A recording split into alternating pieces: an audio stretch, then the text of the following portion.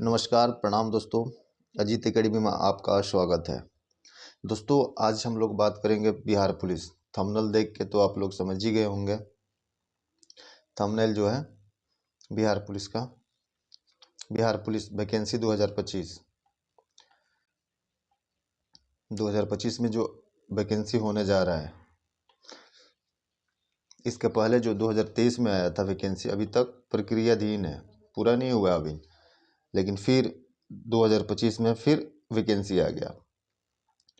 ऐसा क्यों हुआ कि एक अभी पूरा नहीं हुआ फिर दूसरा आ गया? क्योंकि बिहार में इलेक्शन है, तो बिहार में इलेक्शन को लेकर अच्छी खासी बहाली देखने को मिल रही है, टीचर वैकेंसी हो या बिहार पुलिस हो। चलिए बात करते हैं हम लोग इस वैकेंसी के बारे में। तो इस वैकेंसी में कितने पद होंगे, सिलेबस क्या होगा, डेट कब से कब फॉर्म भराएगा, शैक्षणिक योग्यता क्या होगा इसका, एज, फिजिकल बारे में या शारीरिक मापदंड प्रक्रिया, लिखित परीक्षा, आज हर एक चीज़ आराम से जानेंगे, एक एक चीज़ को जानेंगे। तो चलिए शुरू करते हैं दोस्तों। देखिए, कुल पदों की संख्या 19,838 होने वाला है। 19,838 होने वाला है।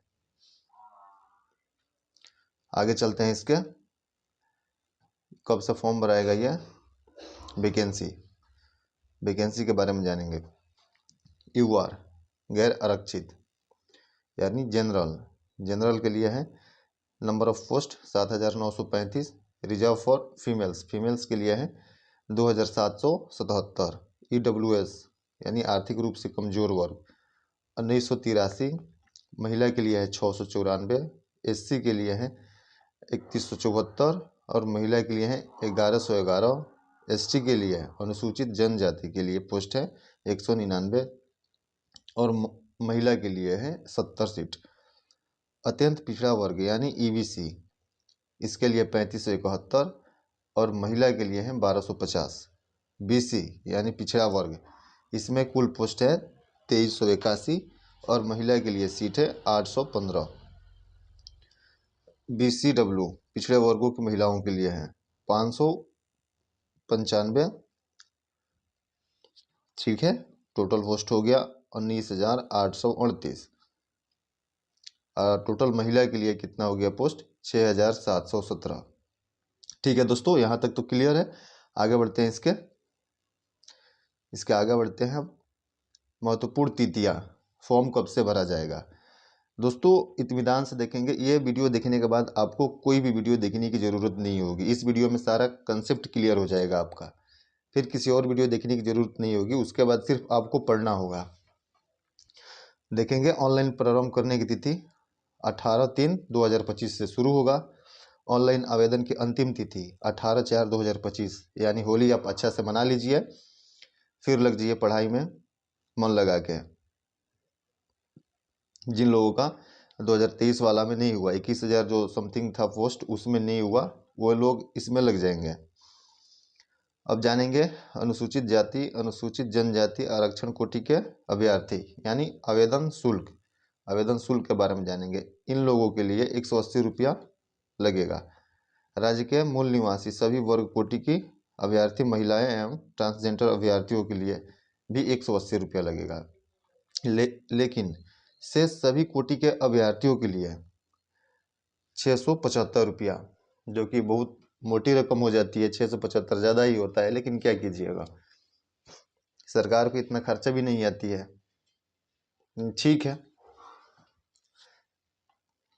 आगे चलते हैं। आगे जानेंगे आप शैक्षणिक योग्यता के बारे में जानेंगे दोस्तों। तो इसकी योग्यता 10+2 यानी इंटरमीडिएट रहने वाला है। 18/4/2025 के अनुसार 18/4/2025 के अनुसार इसकी योग्यता और 10+2 यानी इंटरमीडिएट रहने वाला है। आयु सीमा बहुत ही इंपॉर्टेंट है, आयु सीमा के बारे में जानेंगे हम लोग। यूआर यानी जनरल के लिए, अनरिजर्व के लिए 18 से 25 साल के बीच में अगर आपका उम्र है तो आप ये फॉर्म भर सकते हैं। ईडब्ल्यूएस इनके लिए है 18 से 25। SC के लिए 18 से 30, ST के लिए है 18 से 30 और अत्यंत पिछड़ा वर्ग यानी EBC के लिए 18 से 27 तक और फीमेल के लिए 18 से 28, 1 साल बढ़ाकर है फीमेल के लिए। BC पिछड़ा वर्ग, उसके लिए है उम्र 18 से 27, फीमेल के लिए भी वहीं 1 साल बढ़ा दिया गया है। BCW पिछड़े वर्गों की महिलाओं के लिए 18 से 28 तक है, इसका भी ठीक है। यहाँ तक क्लियर है दोस्तों। इसके आगे बढ़ेंगे अब हम लोग इसके शारीरिक मापदंड के बारे में जानेंगे। जनरल और OBC के गैर आरक्षित एंड पिछड़ा वर्ग के मेल के लिए है 165 cm जिनकी हाइट होनी चाहिए। सीना बिना फुलाए 81 cm होना चाहिए, फुलाकर 86 cm यानी 5 सेंटीमीटर फुलाना होता है। ABC मेल के लिए है 160 cm हाइट, उनका भी सेम है। SC के लिए 160 cm और उनका बिना फुलाए होना चाहिए सीना 79 cm और फुलाकर 84, 5 cm फुलवाया जाता है। ST के लिए 160 है। सभी वर्गों की महिलाओं के लिए 155 cm हाइट होनी चाहिए, ठीक है। सभी वर्गों की महिलाओं के लिए 48 किलोग्राम वजन होना चाहिए। आपका वेट, जो भी महिला है उनकी वेट 48 किलोग्राम होनी चाहिए। आगे चलते हैं। चयन प्रक्रिया, देखिए चयन प्रक्रिया 3 स्टेप में होगा। लिखित परीक्षा, सबसे पहले लिखित परीक्षा होगा। ये देखिए बड़ा ही इंटरेस्टिंग बात है। लिखित परीक्षा जो कि बस आपको क्वालिफाई करने के लिए होता है, इसका मार्क्स नहीं जुड़ता है। मार्क्स जुड़ता है आपका शारीरिक दक्षता परीक्षा का। आपका मार्क्स जुड़ता है। बस लिखित परीक्षा में आपको क्वालिफाई कर दिया जाता है, आप पास हो जाते हैं, मार्क्स यहाँ मिलता है। तो सबसे पहले लिखित परीक्षा होगा, उसके बाद शारीरिक दक्षता होगा यानी फिजिकल, फिर दस्तावेज सत्यापन होगा आपका। फिर आगे चलते हैं दोस्तों। लिखित परीक्षा यानी सिलेबस आपका देख लीजिए, ये आपका सिलेबस है। कौन कौन से सब्जेक्ट आएंगे, हिंदी, अंग्रेजी, गणित, सामाजिक विज्ञान के अंतर्गत आते हैं इतिहास, भूगोल, नागरिक शास्त्र, अर्थशास्त्र, सामान्य विज्ञान के अंतर्गत आते हैं भौतिकी, रसायन, प्राणी विज्ञान, वनस्पति विज्ञान, समसामयिकी यानी करंट अफेयर्स। ये तो हर एग्जाम में आते हैं। कुल 100 प्रश्न होने वाले हैं। टाइम इसके होंगे 2 घंटे। 100 प्रश्न के लिए 100 अंक होंगे। एक प्रश्न 1 अंक का होगा, निगेटिव मार्किंग नहीं है इसमें, ठीक है। टाइम बहुत पर्याप्त है। आगे चलते हैं, आगे जानेंगे लिखित परीक्षा के बारे में। परीक्षा OMR शीट आधारित होंगी यानी ऑफलाइन एग्जाम होगा, ऑनलाइन नहीं होगा। कंप्यूटर की जानकारी की कोई ज़रूरत नहीं है आपकी।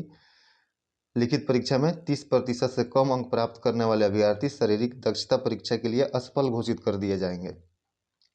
यानी 30% से अगर आपका नंबर कम आता हो और 100 में आपका 30 नंबर से कम है तो आपका जो पेपर है, कॉपी है, जांच नहीं होगा, आप अयोग्य घोषित हो जाएंगे, असफल कर दिया जाएगा आपको। आगे देखिए, लिखित परीक्षा में प्राप्त अंकों के आधार पर यथासंभव विज्ञप्ति रिक्तियों का आरक्षण कोटिवार प्रत्येक कोटि के लिए 5 गुना अभ्यर्थियों का चयन शारीरिक दक्षता परीक्षा हेतु किया जाएगा। यानी जिनका जो सीट है उससे 5 गुना रिजल्ट दिया जाएगा, ताकि अभ्यर्थी चढ़ते आ जाते हैं, फिजिकल वेरिफिकेशन के समय तक कम हो जाते हैं, वहाँ तक आपको जितना वैकेंसी है उतना सिलेक्ट कर लिया जाएगा।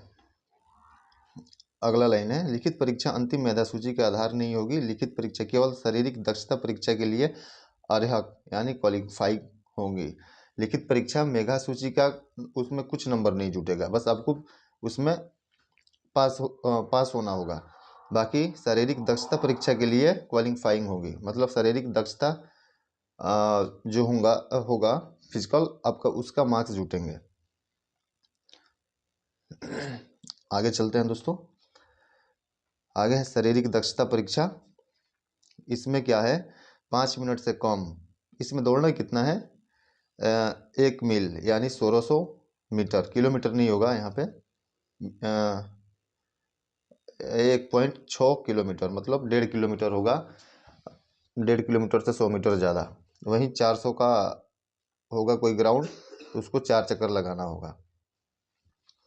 अधिकतम 50 अंक का होगा शारीरिक दक्षता परीक्षा। 5 मिनट से कम, 5 मिनट से कम, तो आप 5 मिनट से कम में आप करते हो फिजिकल तो आपको मिलेंगे 50 अंक। 5 मिनट से 5 मिनट 20 सेकेंड तक मिलेंगे 40 अंक। 5 मिनट से 20 सेकेंड से अधिक, यानी 5 मिनट 40 सेकेंड तक 30 अंक मिलेंगे। 6 मिनट तक, अगर 6 मिनट तक आप लगाते हो तो 20 अंक मिलेंगे। 6 मिनट से अधिक समय लेने वाले पुरुष अभ्यर्थियों को असफल घोषित कर दिया जाएगा, यानी 6 मिनट से ज़्यादा समय लगाते हो तो आप असफल घोषित हो जाओगे। सभी कोटि की महिलाओं के लिए 1 किलोमीटर दौड़ है, वो भी अधिकतम 5 मिनट में। 4 मिनट से कम तो 50 अंक मिलेंगे। 4 मिनट 20 सेकेंड तक अगर दौड़ती हैं लड़कियां तो उनको 40 अंक मिलेगा। 4 मिनट 20 सेकेंड से अधिक एवं 4 मिनट 40 सेकेंड तक 30 अंक मिलेंगे। 4 मिनट 40 सेकेंड से अधिक एवं 5 मिनट तक 20 अंक मिलेंगे। 5 मिनट से अधिक समय लेने वाली महिला अभ्यर्थियों को असफल घोषित कर दिया जाएगा। ठीक है, यहाँ तक तो क्लियर है दोस्तों। आगे बढ़ते हैं हम। आगे यही कूदफान है, 16 फीट से 17 फीट तक गोला फेंक, अधिकतम 25 अंक मिलेंगे। सभी कोटि के पुरुषों के लिए 16 पाउंड का गोला न्यूनतम 16 फीट फेंकना होगा। 16 से 17 फीट फेंकते हैं आप तो 9 अंक मिलेंगे। 17 से ज़्यादा 18 फीट तक फेंकते हैं तो 13 अंक मिलेंगे। 18 फीट से ज़्यादा 19 फीट तक करेंगे तो आप 17 अंक मिलेंगे। ठीक है, बाकी आप यहाँ देख रहे हैं लड़कियों के लिए 12 से 13 फीट तक। हिंदी तो आप लोग अच्छा से पढ़ते हैं, हिंदी की तो नॉलेज है ही आप लोगों को, तो पढ़ सकते हैं आप। 13 फीट से ज़्यादा है 14 फीट तक 13 अंक। ठीक है, अब 12 फीट से कम फेंकने वाली महिला अभ्यर्थियों को असफल घोषित कर दिया जाएगा, और यहाँ 16 फीट से कम फेंकने वाले पुरुष अभ्यर्थियों को असफल घोषित कर दिया जाएगा। ठीक है दोस्तों, फिर आगे बढ़ते हैं। ऊंची कूद अधिकतम 25 अंक। सभी कोटि के पुरुषों के लिए न्यूनतम ऊंचाई 4 फीट है। 4 फीट पे 13 अंक मिलेगा। 4 फीट 4 इंच 17 अंक। 4 फीट 8 इंच पे 21 अंक मिलेंगे आपको। 5 फीट आप हाई जंप कर लेते हो, यानी ऊंची कूद, तो आपको 25 अंक मिलेंगे। 4 फीट न कूद सकने वाले पुरुष अभ्यर्थियों को असफल घोषित कर दिया जाएगा। सभी कोटि की महिलाओं के लिए न्यूनतम ऊंचाई 3 फीट है। महिलाओं के लिए 3 फीट है। 3 फीट अगर जो लड़कियां कूदती हैं, हाई जंप करती हैं, उनको 13 अंक मिलेंगे। 3 फीट 4 इंच 17 अंक। 3 फीट 8 इंच 21 अंक। 4 फीट 25 अंक। 3 फीट न कूद सकने वाली अभ्यर्थियों को असफल घोषित कर दिया जाएगा। ठीक है दोस्तों, आगे चलते हैं। फिर शारीरिक दक्षता है। नियत समय पुरुषों के लिए इतना मिनट, इतना 6 मिनट, महिलाओं के लिए 5 मिनट है, ये तो बता दिए हम। आगे चलते हैं। फिर मेधा सूची। लिखित मेधा सूची में क्या है? लिखित परीक्षा मेधा सूची के आधार नहीं होगी। लिखित परीक्षा केवल शारीरिक दक्षता एवं दस्तावेज सत्यापन के लिए अहर्यक होगा, बता दिया इसके पहले वाले स्लाइड पे।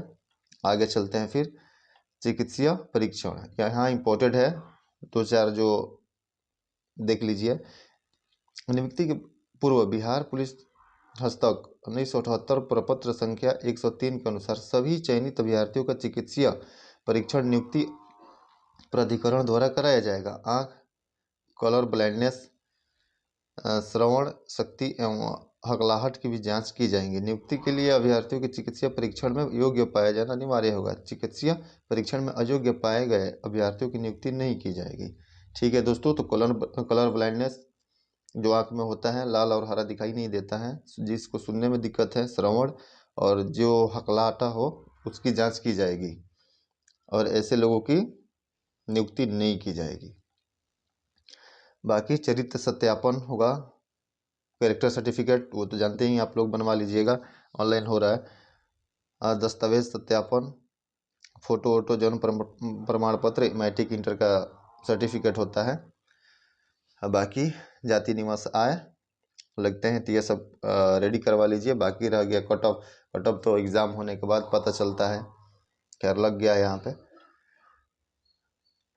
ठीक है दोस्तों। और इसके बाद है, हाँ ये बहुत ज़रूरी है दोस्तों, इतना इंपॉर्टेंट देने के लिए आप थोड़ा सा सपोर्ट कर दीजिए, लाइक शेयर सब्सक्राइब जरूर कीजिए वीडियो को। फिर अगर कोई अपडेट मिलता है तो आपको ज़रूर बताया जाएगा। आशा है कि इतना जानकारी देने के बाद कुछ छूटा नहीं है। ठीक है दोस्तों, नमस्कार, प्रणाम।